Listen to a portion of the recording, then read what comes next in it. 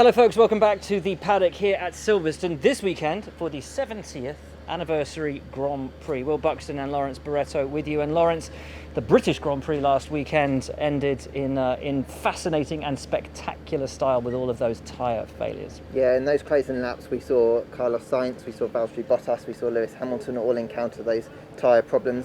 Pirelli have subsequently investigated the problem. They didn't have long, just a couple of days of course, because we're back here at Silverstone already.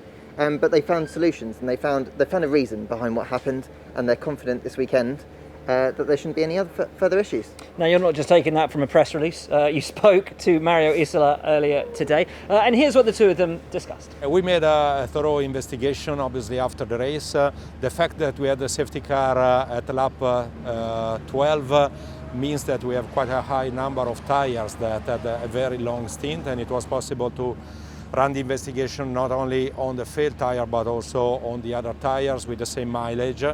What we assessed is that there was a very high stress on the front left tyre. It is not a surprise in Silverstone. We know the characteristics of this circuit.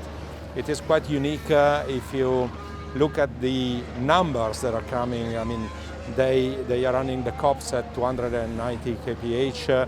With a vertical load that is in the range of 1,300 kilos on the single tire, not on all the four tires, and the lateral load that is on 1,400 kilos again on the front left. So it is a very high load on tires. We had the safety car that was pushing everybody to have a second stint that is very, very long, and that caused an excessive stress on the tire, together with some hits due to jumping on curves and so on, that cause an initial loss of pressure followed by deflation.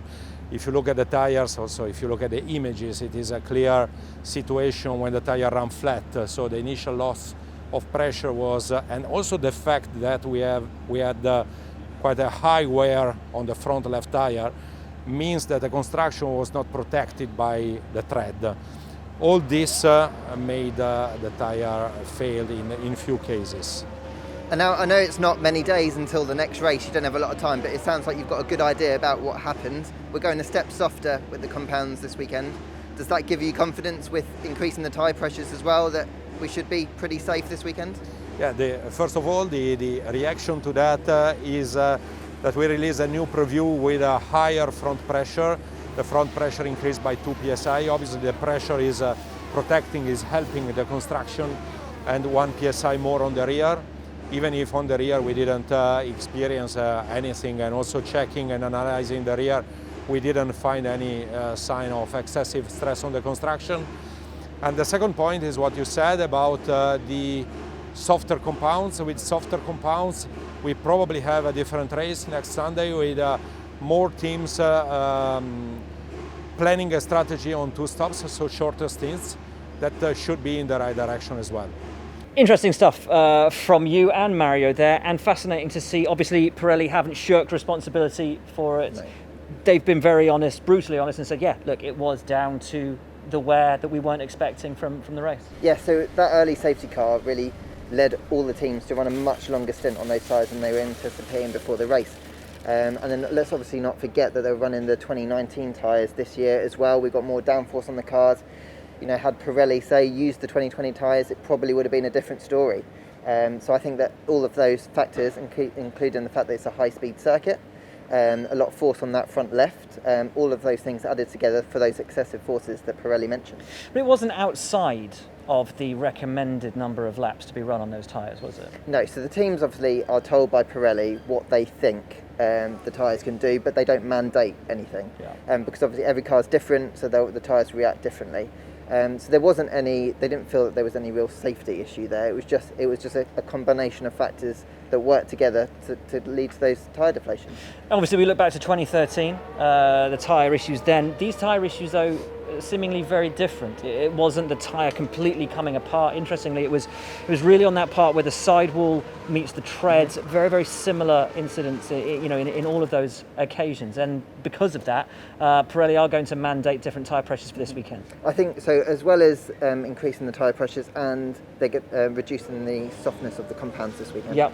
They're hoping that those two factors, combined with the fact that they know that running that longer stint is going to put pressure on those tyres, they're hoping that there won't be a repeat.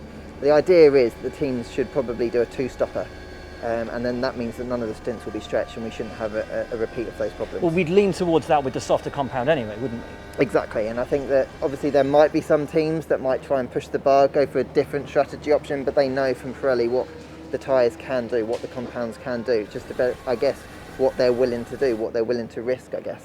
And the other question, of course, is, so many of the teams had said they'd found cuts on the tyres. Not down to debris, though, just down to the unique nature of this circuit and the curbing. Apparently. Exactly. So when you look at all of those factors, the curbs, the higher pressure and the load that's put on the tyres here, particularly on that left front, and then the fact that the stints were much longer, all of those three together kind of led to that situation. A lot of drivers up and down the paddock, a lot of teams were saying a lot of cuts. I think Christian Horner said 50 cuts. Yes. On Max's tyre when he looked at it. So significant, obviously not what Pirelli want to see, but they've done the investigation, they've seen why that's happened, and we know going forward that shouldn't happen again. So essentially, softer compound this weekend, higher mandated tyre pressures, expectation on two stops. You can still do what you want to do, but as we saw last weekend, do so at your peril. Exactly. And I think strategy-wise, that should mix things up for the race on Sunday, which I think is great. Great stuff. Thanks for that, Lawrence. Thanks for bringing us that interview with Mario Isola and clearing that up as to what happened. That's your lot from us for now from Silverstone. It should be a great weekend in progress. Thanks so much.